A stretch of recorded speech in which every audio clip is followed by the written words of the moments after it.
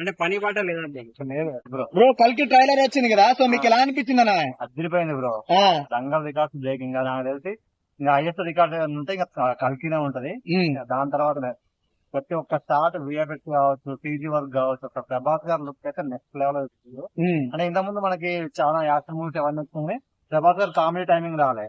ఇప్పుడు నాకు ఆ కామెడీ టైమింగ్ డైలాగ్ కూడా చాలా బాగా వచ్చినాయి. అమితాబ్ బచ్చన్ గారి గురించి అయితే ఏం చెప్తాం బ్రో, నెక్స్ట్ లెవెల్ చూపించినారు.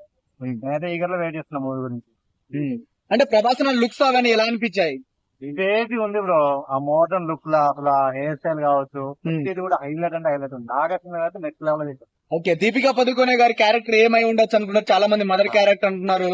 అంటే మదర్ క్యారెక్టర్ కాదు, ఎందుకంటే మనకి అలా చూపిస్తారు కదా, ఆయన కూడా తీసుకెళ్తారు. కాకపోతే మరి దీపికా పదుకొనే బాబు ఉంది కదా, మరి ఆ ఫాదర్ కూడా మేబీ ఇంకొక ప్రభాస్ అయి ఉండొచ్చు. అంటే టైం ట్రావెల్ కూడా ఉండే అవకాశం ఉంది కదా. సో అది ఎవరనేది మనకైతే చూపించలేదు. అండ్ ఎండింగ్ లో కమలాసన్ గారి లుక్ మాత్రం నెక్స్ట్ లెవెల్ లో ఉంది. ఆయన అట్లా గెటప్ చూస్తే మాత్రం నాకు క్రేజీ అనిపించింది. బట్ కాకపోతే నాకు తెలిసి ఈ పాటలో అయితే ఉండడు, వన్ జస్ట్ అయిపోయే ముందు వస్తాడు, క్వశ్చన్ మార్క్ లాగా పెట్టేసి వెళ్ళిపోతాను. అంటే ఇప్పుడు ప్రభాస్ అన్నని ఈ సినిమాలో చాలా సెల్ఫిష్ లాగా చూడబోతున్నాము అని ఒక టాక్ అయితే ఉంది. ట్రైలర్ చూసినప్పుడు అదే మైండ్ సెట్ తో అనిపించింది. సో మీకు ఎలా అనిపించింది మరి?